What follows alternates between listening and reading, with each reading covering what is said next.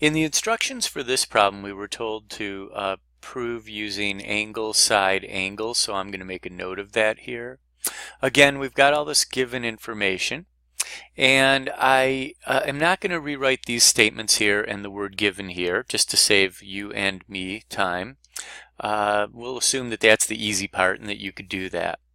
And also, since I can see the given stuff here along with my other statements and reasons, I think this is going to be fine.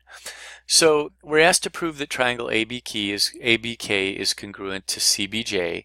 ABK, CBJ, oh dear gosh. This is one of those problems where they have the overlapping triangles. I think we're going to be way better off by going ahead and sketching the triangle. So I'm going to have you guys pause the video and then make the sketch for your notes. Okay, hopefully you're a better artist than me, or maybe you're a little maybe you're a little OCD and you got out your ruler, whatever. Hopefully you made a nice pretty drawing of these two triangles. Let's go ahead and label the parts. This is still ABK, and this is still B up here, and this is C over here, and this will be J over here. All right. So we want to prove that a triangle ABK is congruent to CBJ. And by redrawing the diagram, we make it a lot harder to not understand this. So let's take a look at the stuff that we have. We have that this angle here is equal to this angle here. So yay, that's one thing. We like that.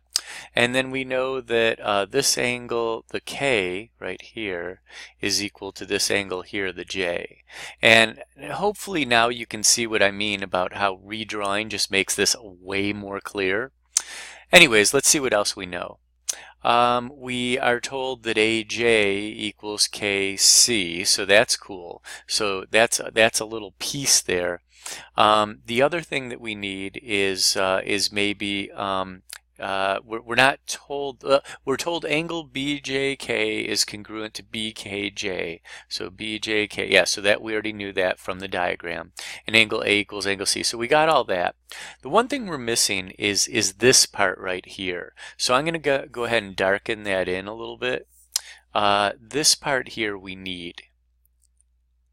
See, what we're going to try to do is we're going to try to establish that that J to C is congruent to A to K. If we can do that, then we've got angle, side, angle, which is exactly what we were asked to do. So we want to know that AK is congruent to JC, and we're almost there because part of AK is AJ, and we know that's congruent to KC, which is part of JC. Okay, so the only thing we need to do is we need to establish that JK equals JK, or JK is congruent to, well, that's what we'll do because we'll use the reflexive property. So I'm going to go ahead and put, I guess, a double tack mark right here that says this guy's equal to itself. And let's go ahead and let's add that statement in there. So JK, the segment, is congruent to the itself. And that's, of course, the reflexive property. Yay. Okay. So that's good news. Now what we'd like to do is we'd like to figure out a way to establish that AK is congruent to JC. I think we're going to have to use something like segment addition. We're going to say that AK is equal to or congruent to, let's say equal to, the distance AK is equal to AJ plus JK, right? Can you see it? And that's segment addition. And I think that was a theorem. And then we will say, how about the same thing for JC? Let's see, actually we said AK, so we'll go CJ. Let's try that. CJ is going to be equal to JK. Actually, I'll leave the JK for a second. How about KC? And I want that to match up with the AJ, so I'd be better with CK. So let's fix that. CK. and then plus JK. So CK plus JK. And again, I'll just use ditto marks because I'm repeating that's segment addition that makes that true. Now, the next thing is that we'd like to show that these guys are equivalent. We were told that AJ, it is KC. Okay, all right. KC. We are told that AJ is congruent to KC. And by the way, KC and CK are congruent to one another as well. But I'm going to leave out that extra step. But what we can do from this right here is we can say that AJ, let's see here, is that CJ is also equal to AJ plus JK. Let's see here, so AJ. So what I'm doing is I'm replacing this KC in this segment addition statement with the AJ because I can replace KC with AJ. So when I do that, you can see that CJ looks an awful lot like AK.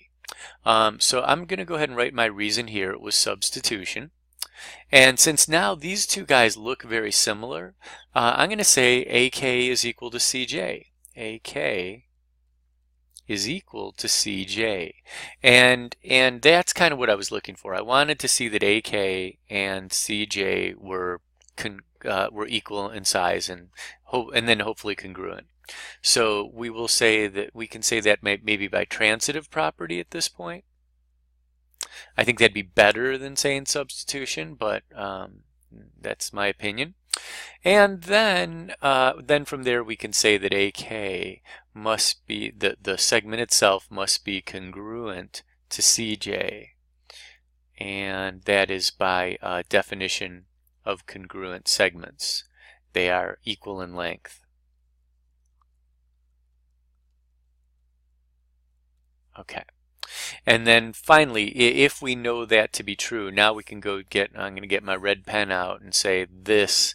We have now proven that side is equal in length to that side.